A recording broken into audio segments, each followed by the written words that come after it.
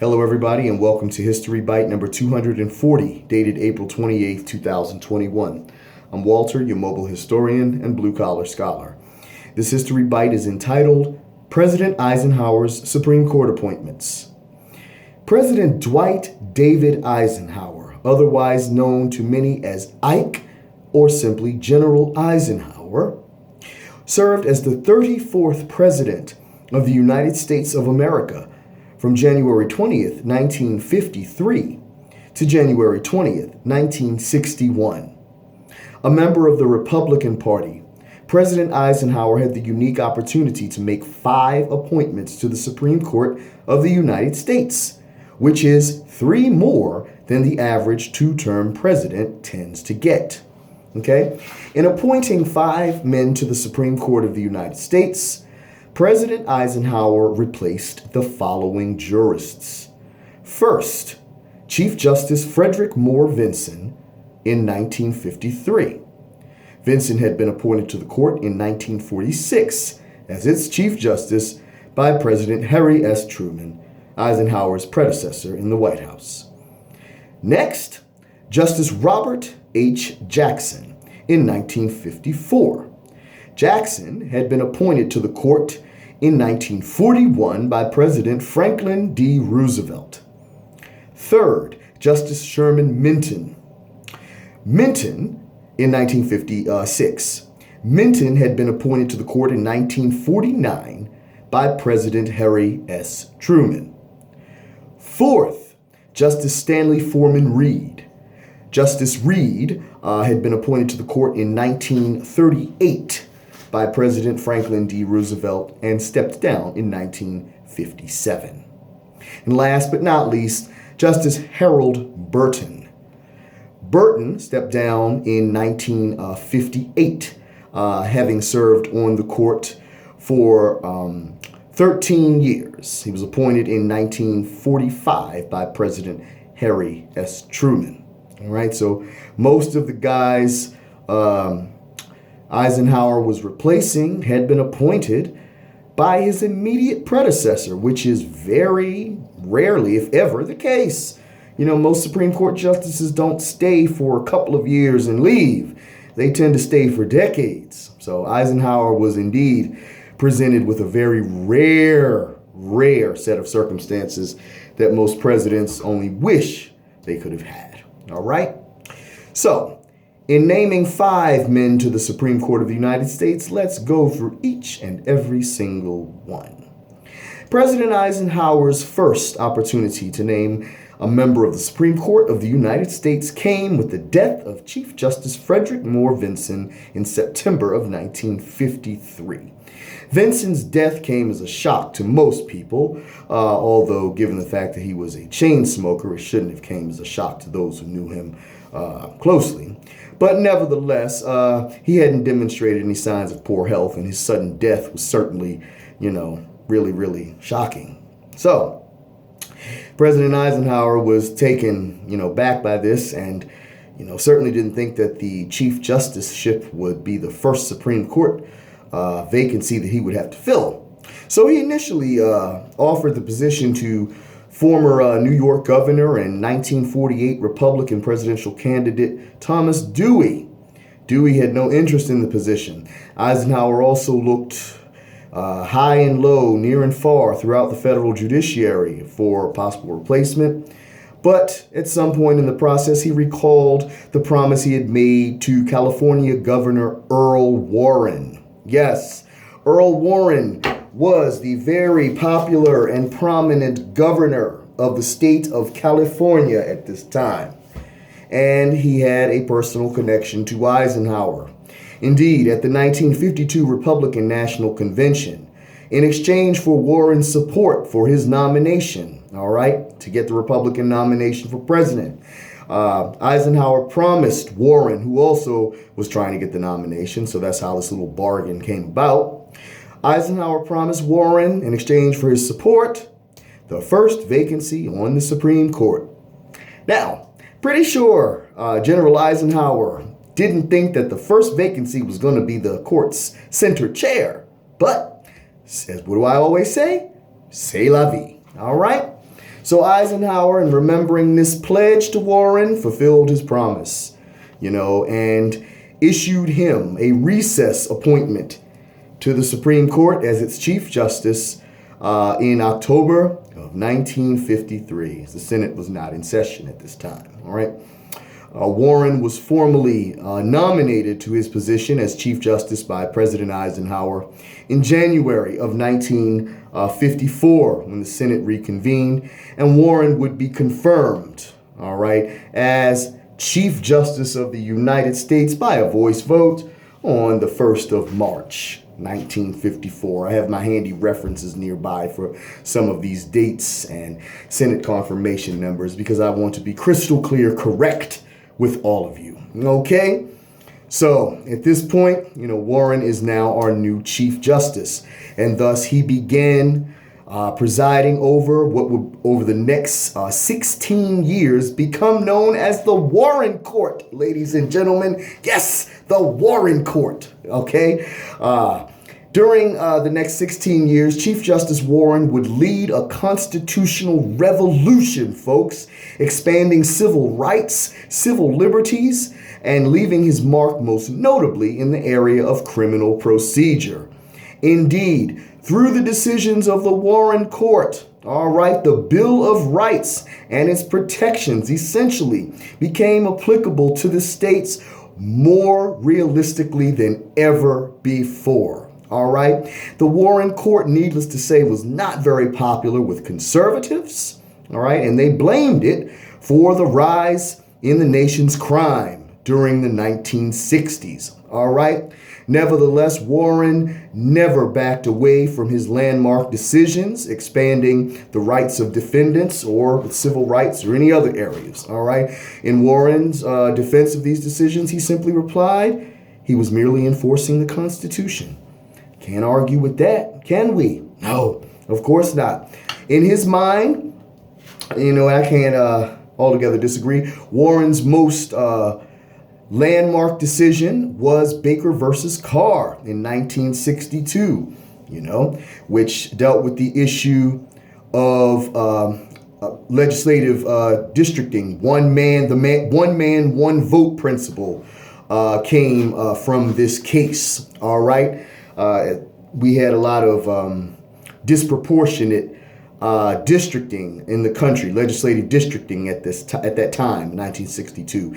And Baker versus Carr laid the groundwork for more accurate districting based on population, hence the expression one man, one vote. All right. So that is Chief Justice Earl Warren. All right. Great book about him. Justice for All, Earl Warren and the Nation He Made, okay, by Jim Newton, all right? I've read this book from cover to cover at least twice. It's an awesome, awesome book. Anything you want to know about Earl Warren is in this book, all right? So that's our new Chief Justice. Warren served as Chief Justice of the United States until his retirement in June of 1969, 16 years after his recess appointment. All right. He would be succeeded on the court by D.C. Court of Appeals Judge, U.S. Court of Appeals for the District of Columbia, Judge Warren Earl Burger. All right. So that's Earl Warren, President Eisenhower's first appointment as Chief Justice of the United States. Number 2. President Eisenhower's second chance to name a justice came with the death of Associate Justice Robert Jackson in 1954. As I said, Jackson had been appointed to the court in 1941 by President Roosevelt. Jackson had been one of the more conservative members of the Roosevelt court, displaying extreme deference to federal power over both the states and over individual liberties and rights when they often came into conflict. And certainly voted to uphold acts of Congress, generally against, businesses and individuals. All right. Jackson, nonetheless, was very, very pronounced and prominent jurist. One of his most famous opinions ever written was West Virginia Board of Education versus Barnett, a very important First Amendment case over in the free exercise clause for Jehovah's Witnesses. All right. So Jackson's death in 1954, Eisenhower would soon nominate U.S. Court of Appeals for the Second Circuit Judge John Marshall Harlan II, all right, to replace Jackson on the Supreme Court. Eisenhower initially nominated Judge Harlan in November of 1954, but the nomination wouldn't be acted upon just yet. There was a lot of riff right here over the Brown versus Board of Education decision. All right. So President Eisenhower had to renominate Harlan in January of 1955. All right. There was a lot of Southern opposition to Harlan because, being a New Yorker, they felt he would, needless to say, support civil rights and, that terrible thing, how the Southern senators felt. So, he was, grilled, harshly by the Senate Judiciary Committee, for a while. And for the record, every nominee to the court since John Marshall Harlan II in 55 has testified before the Senate Judiciary Committee. So after, his intense grilling, Harlan would be confirmed to the Supreme Court in March of 1955 by a 71-11 vote. All right, the 11 senators who cast votes against Harlan were all from the South. What a surprise. All right, so Harlan would go on to serve on the Supreme Court for the next 16 years, all right, retiring in summer of 1971, all right, and he would be replaced on the court by Associate Justice William Rehnquist, all right.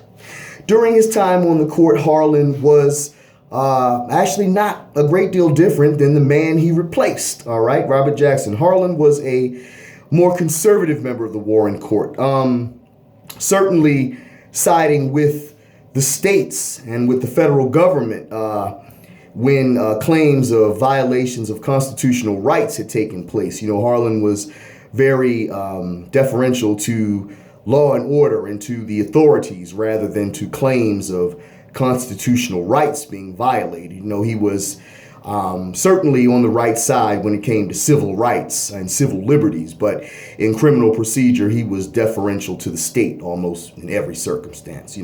Overwhelmingly, Harlan was very responsible, promising, intellectual jurist. You might not agree with some of his stances on criminal procedure, but aside from that, he's certainly a notable member of the court, just like his grandfather, John Marshall Harlan I. Okay?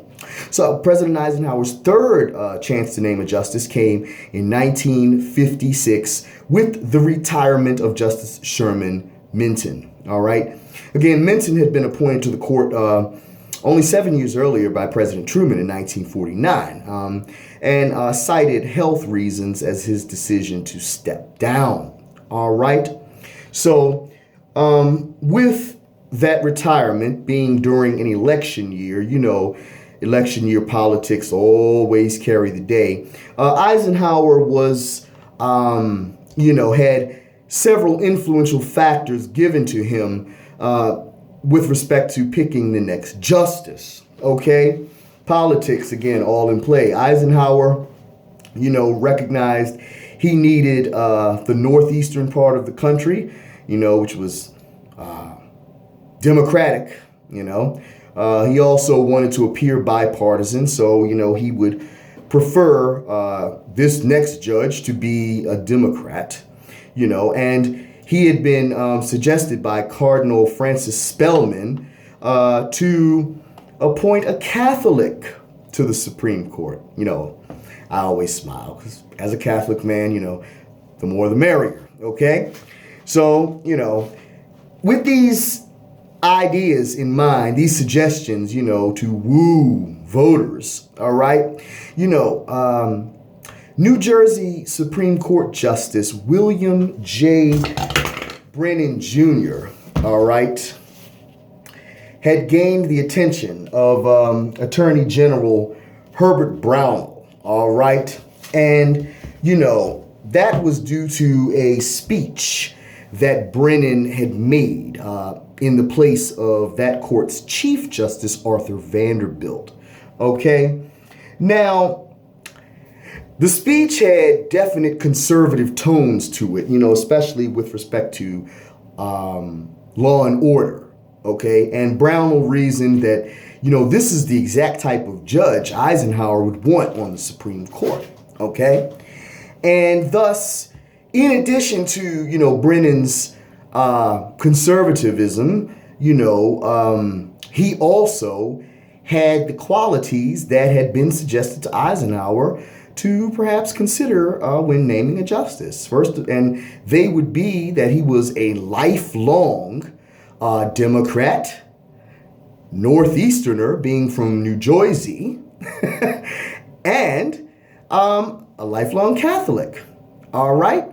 And his position as a state judge, a sitting member of the Supreme Court of New Jersey, essentially completed the bill. All right? So Brownell suggested Brennan's name to Eisenhower. And, Eisenhower would meet Brennan, to evaluate him.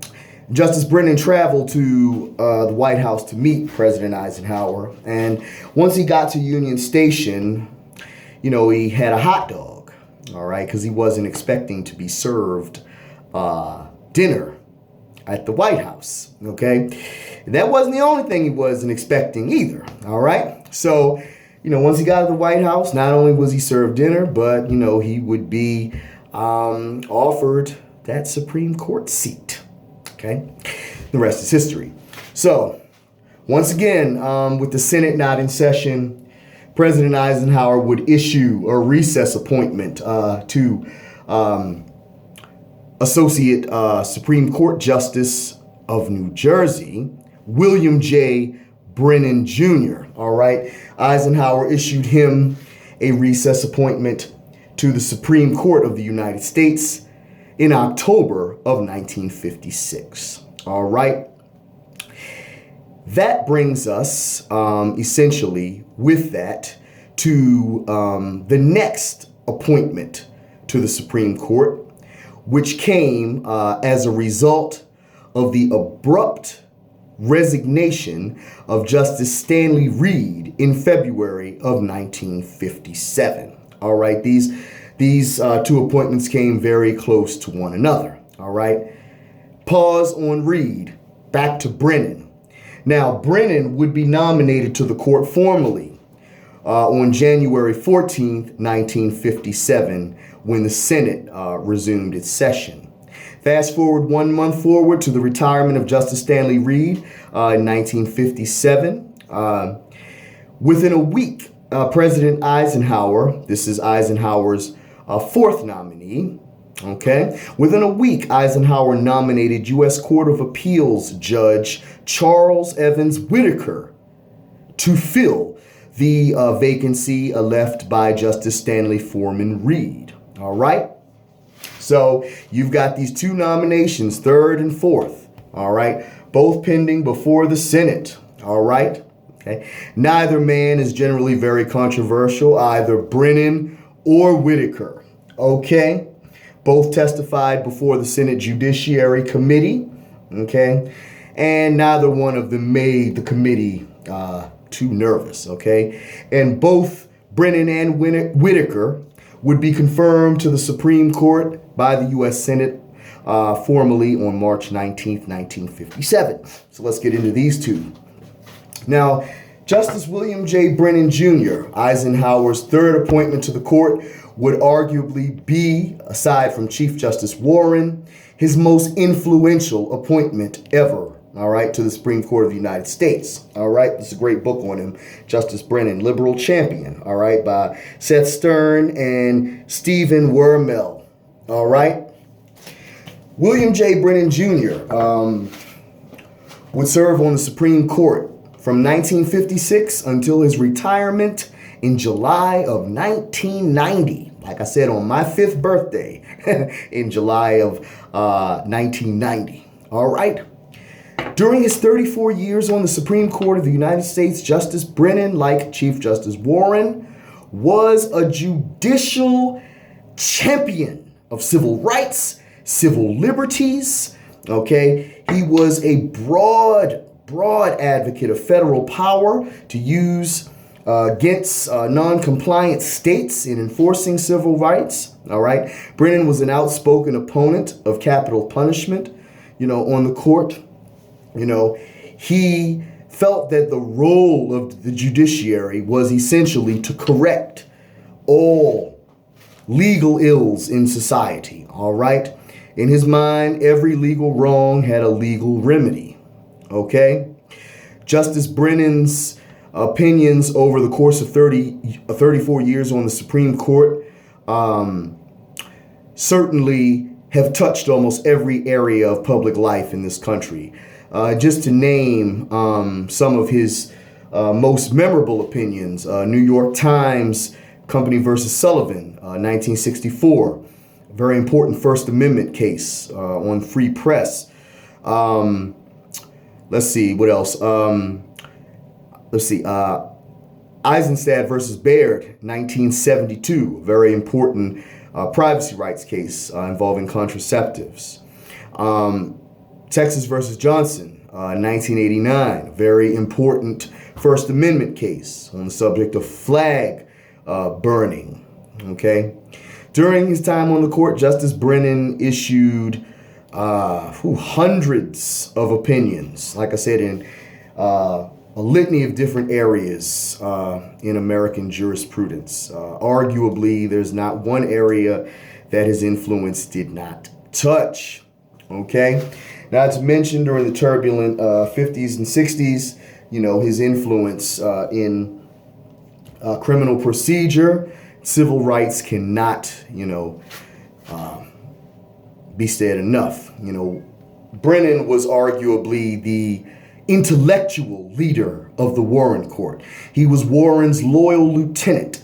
While Chief Justice Warren was the leader, Justice Brennan was the intellectual leader, and these two formed a duo like Marshall and Story in the 19th century. All right, and Brennan's influence over Warren, can't be overstated. They were a powerful unit. Okay, and it goes without saying that arguably Brennan had a significant amount of influence in a great many of the opinions Warren wrote, including but not limited to Miranda versus Arizona in 1966. All right, but let's stay on topic. Brennan covered in another video in much more detail, if I haven't already given enough. All right, when he retired from the court in 1990 at the age of 84, Justice Brennan would be succeeded by Justice David H. Souter. All right, so that's William J. Brennan Jr. To Charles Whitaker. All right, Charles Whitaker is one of those justices on the Supreme Court, Eisenhower's fourth appointment, okay, that you never hear about. Why? Well, for one thing, he only served on the court for 5 years, and that's not necessarily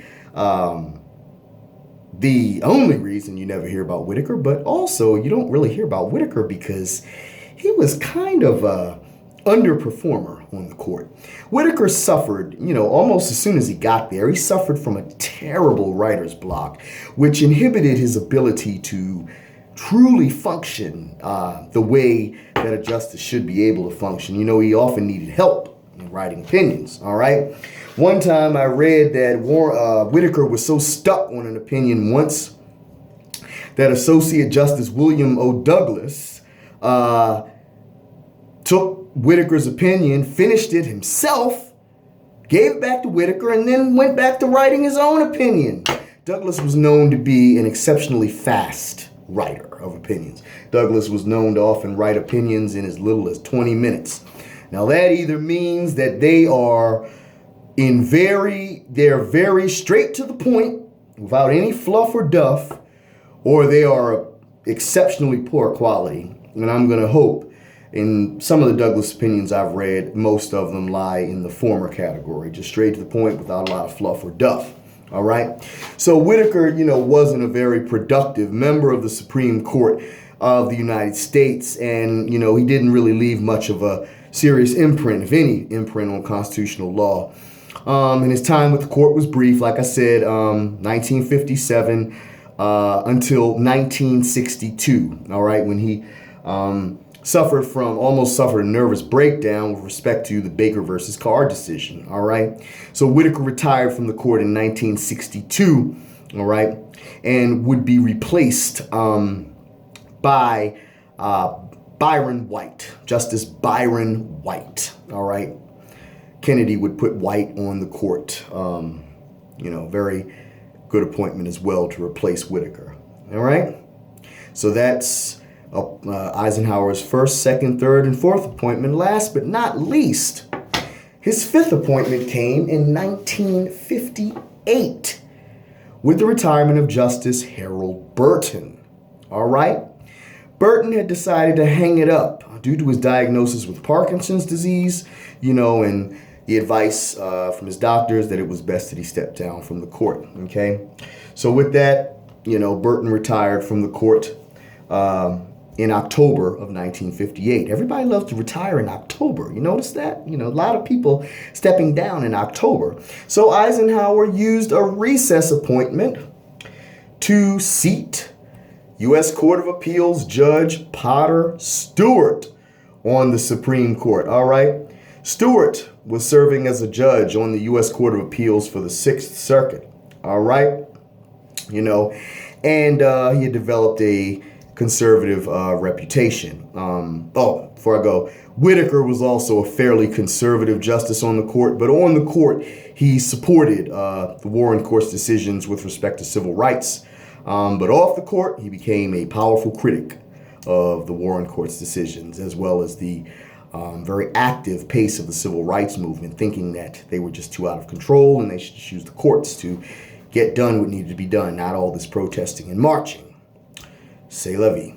Back to Potter Stewart, however. Stewart, all right, having received his recess appointment in October of 1958, was formally nominated to the Supreme Court in January of 1959. Stewart was a very easygoing, moderate justice who didn't arouse much, if any, suspicion. It would be confirmed by the Senate in May of 1959 by a vote of 70-17. All right, not bad, thus completing the Eisenhower appointments to the Supreme Court of the United States. Now, Justice Potter Stewart would serve on the court for the next 23 years until his retirement in 1981. He would be succeeded on the court by the legendary Sandra Day O'Connor. For that, there is a small line of tribute that was written. Justice Potter Stewart, his chivalry can't be beat.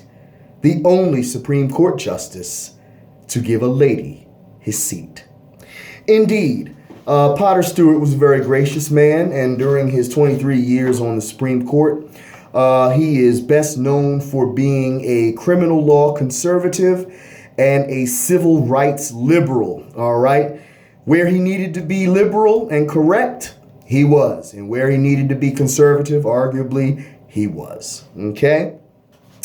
Justice Stewart also is known, even though a lot of people aren't aware of it, from a line in one of his in a concurring opinion he wrote in the case of Jacob Ellis versus Ohio in 1964, which was a First Amendment case involving whether or not something was pornography. All right?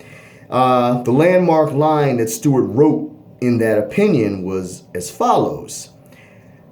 When he was speaking about pornography, okay, and defining it, Stewart wrote, "I can't define it, but I know it when I see it." How many of us have said that at least once?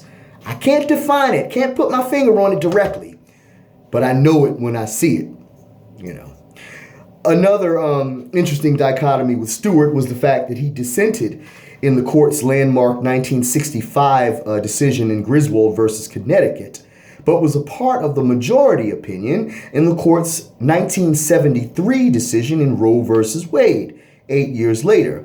As a matter of fact, it was Stewart's suggestion to Justice Harry Blackmun, who wrote the opinion of the court in Roe versus Wade, that Blackmun input in the opinion that a fetus was not considered a person. All right. And Blackmun caught a lot of hell for that particular position that wasn't even his own. It was something Stewart had requested be put in the opinion. You know, that's the name of the game. You know, you want their support, you got to add what they want. What is it? C'est la vie. All right. So those are the Eisenhower appointments to the Supreme Court of the United States. All right. I'll go down the list one more time and indicate how long they served. All right. First appointment was Chief Justice Earl Warren, who served from 1953 to 1969. His second appointment was Justice John Marshall Harlan II, who served from 1955 to 1971. His third appointment was Justice William J. Brennan Jr., who served from 1956 to 1990. His fourth appointment was Justice Charles Whitaker, who served from 1957 to 1962. Okay?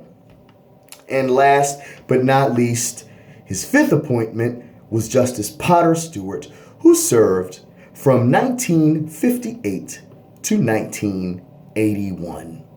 Those are the Eisenhower appointments to the Supreme Court of the United States. If you have any questions or controversies, leave them down below and I'll be happy to answer them. If you gained some insight from this video or enjoyed it, learned a thing or five from it, drop me a like. I'd greatly appreciate it. Don't be shy. And if you have not subscribed to my YouTube channel, please do so now. I would graciously appreciate your support. Just hit that little red subscribe button right there and that little bell and you'll get updates and notices when I post new videos. It doesn't cost you a penny, and you're proving just how good a person you really are by supporting my channel.